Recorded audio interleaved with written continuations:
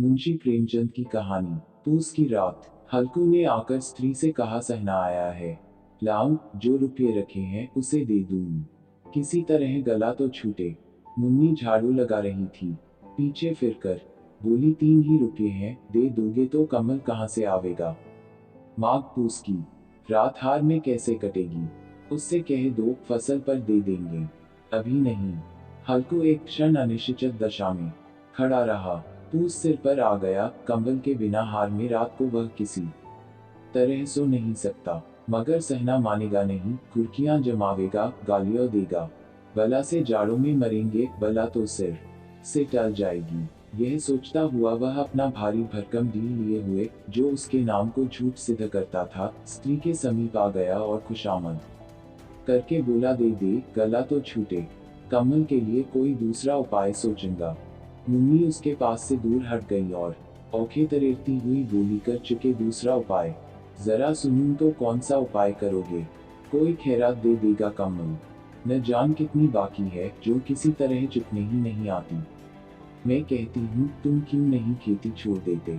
मर मर काम करो, उपज हो तो बाकी दे दो, चलो छुट्टी हुई। बाकी चुकाने के लिए ही तो हमारा जन्म हुआ है। पेट के लिए मजूरी करो, ऐसी खेती से बाज आए। मैं रुपये न दूंगी, न दूंगी। हल्कू उदास होकर बोला, तो क्या गाली खाऊं। मुन्नी ने तड़प कर कहा, गाली क्यों देगा, क्या उसका राज है। मगर यह कहने के साथ ही उसकी तनी हुई भौहें ढीली पड़ गई। हल्कू के उस वाक्य में जो कठोर सत्य था, वह मानो एक भीषण जंतु की भांति उसे घूर रहा था। उसने जाकर आले पर से रुपये निकाले और लाकर हल्कू के हाथ पर रख दिए। फिर बोली, तुम छोड़ दो अब की से खेती। मजूरी में सुख से एक रोटी तो खाने को मिलेगी, किसी की धौंस तो न रहेगी। अच्छी खेती है, मजूरी करके लाऊं, वह भी उसी में झोंक दो, उस पर धौंस। हल्कू ने रुपये लिए और इस तरह बाहर चला, मानो अपना हृदय निकाल कर देने जा रहा हूँ। उसने मजूरी से एक एक पैसा काट काट कर 3 रुपये कंबल के लिए जमा किए थे। वह आज निकले जा रहे थे। एक एक पग के साथ उसका मस्तक पानी दीनता के भार से दबा जा रहा था। पूस की अंधेरी रात, आकाश पर तारे भी ठिठुरते हुए मालूम होते थे। हल्कू अपने खेत के किनारे ऊख के पत्तों की एक छतरी के नीचे बॉस के खटाले पर अपनी पुरानी गाड़ी की चादर ओढ़े पड़ा कौप रहा था। खाट के नीचे उसका संगी कुत्ता जबरा पेट में मुंह डाले सर्दी से कुं कर रहा था। दो में से एक को भी नींद नहीं आ रही थी। हल्कू ने घुटनियों को गर्दन में चिपकाते हुए कहा, क्यों जबरा, जाड़ा लगता है। कहता तो था, घर में पुआल पर लेट रहे तो यहाँ क्या लेने आए थे। अब खाऊं, ठंड में क्या करूं। जानते थे मैं यहाँ हलवा पूरी खाने आ रहा हूँ। दूरे दौड़े आगे आगे चले आए। अब रो नानी के नाम को। जबरा ने पड़े पड़े दुम हिलाई और अपनी कुं को दीर्घ बनाता हुआ कहा, कल से मत आना मेरे साथ, नहीं तो ठंडे हो जाओगे। ये रान पछुआ न जाने कहां से बर्फ लिए आ रही हैं। उठूं, फिर एक चिलम भरूं, किसी तरह रात तो कटे। 8 चिलम तो पी चुका। यह खेती का मजा है। और एक भगवान ऐसे पड़े हैं, जिनके पास जाड़ा आए तो गर्मी से घबराकर भागे। मोटे मोटे गद्दे, लिहाफ कंबल। मजाल है, जाड़ी का गुजर हो जाए। जगदीर की खूबी, मजूरी हम करें, मजा दूसरे लूटें। हल्कू उठा, गड्ढे में से जरा सी आग निकालकर चिलम भरी। जबरा भी उठ बैठा। हल्कू ने चिलम पीते हुए कहा, पिएगा चिलम, जाड़ा तो क्या जाता है, हाँ जरा मन बदल जाता है। जबरा ने उनके मुंह की ओर प्रेम से छलकता हुई आंखों से देखा। हल्कू, आज और जाड़ा खा ले। कल से मैं यहाँ पुआल बिछा दूंगा, उसी में घुसकर बैठना, तब जाड़ा न लगेगा।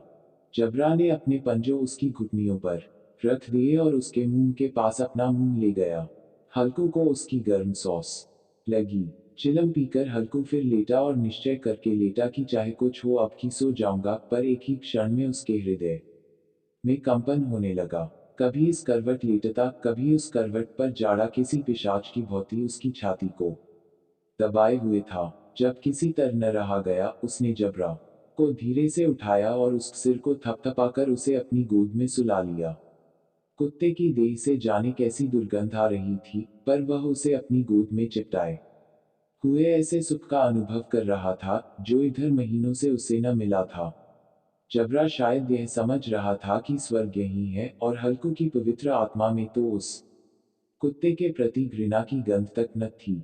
अपने किसी अभिन्न मित्र या भाई को भी वह इतनी ही तत्परता से गले लगाता। वह अपनी दीनता से आहत न था जिसने आज उसे इस दशा को पहुंचा दिया।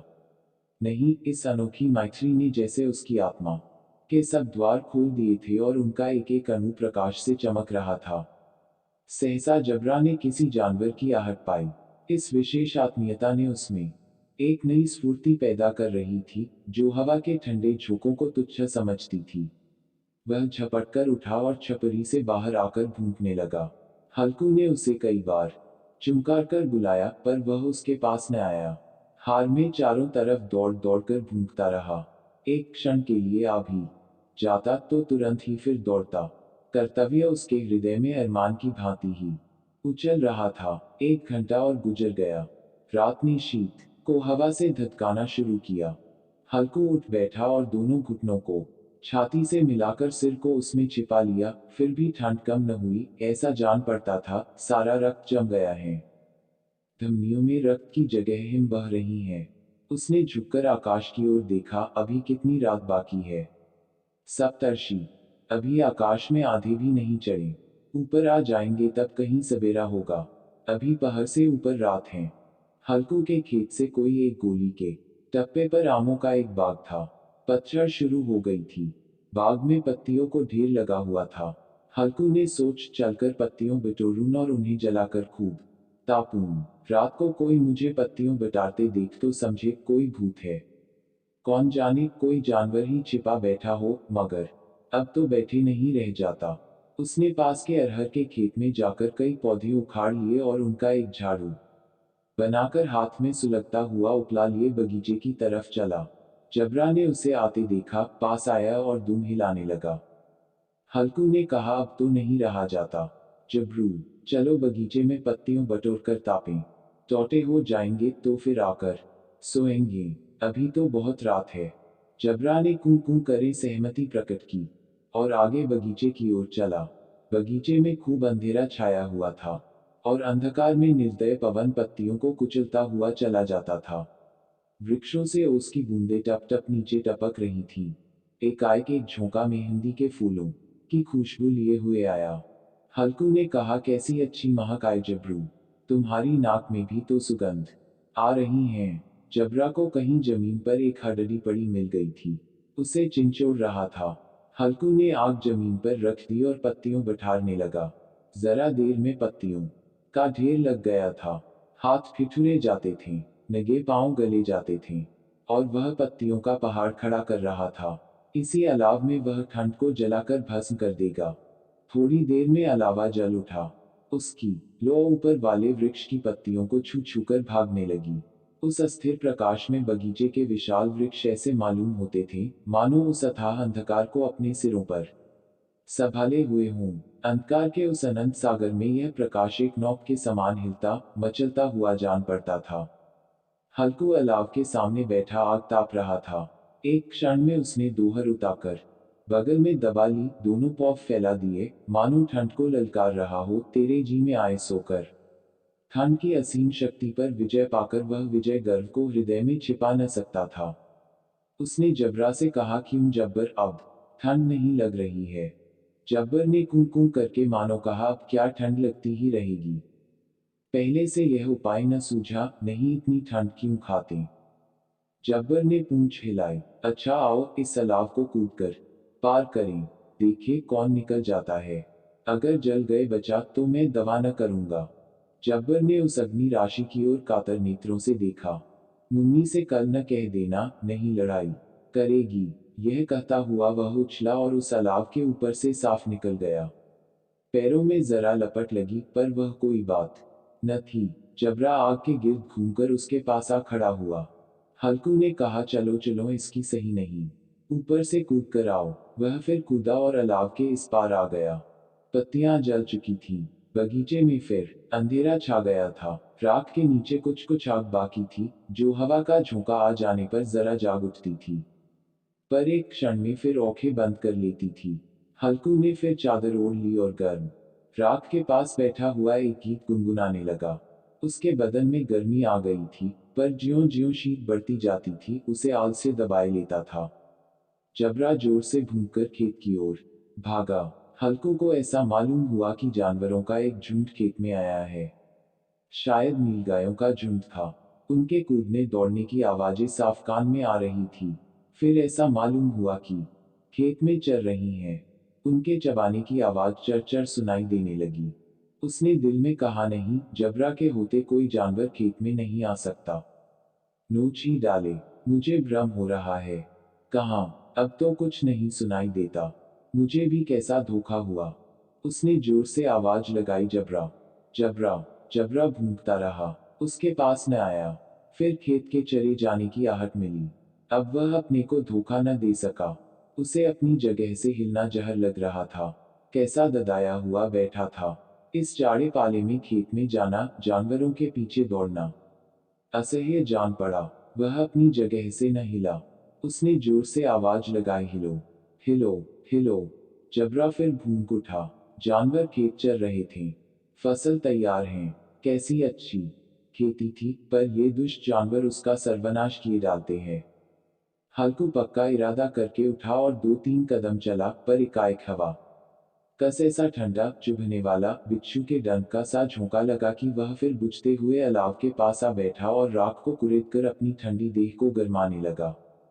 जबरा अपना गला फाड़ डालता था, नील गाय खेत का सफाया किए डालती थी, और हल्कू गर्म राख के पास शांत बैठा हुआ था।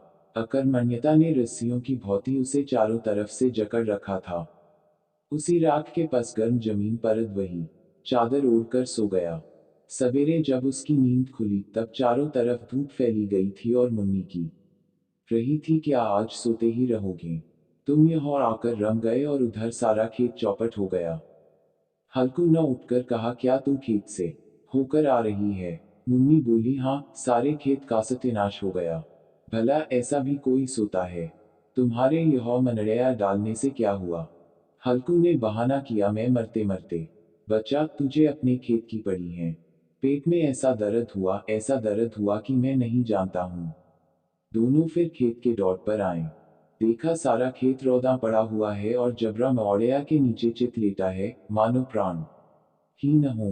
दोनों खेत की दशा देख रहे थे। मुन्नी के मुख पर उदासी छाई थी, पर हल्कू प्रसन्न था। मुन्नी ने चिंतित होकर कहा, अब मजूरी करके मालगुजारी भरनी पड़ेगी। हल्कू ने प्रसन्न मुख से कहा, रात को ठंड में यह सोना तो न पड़ेगा।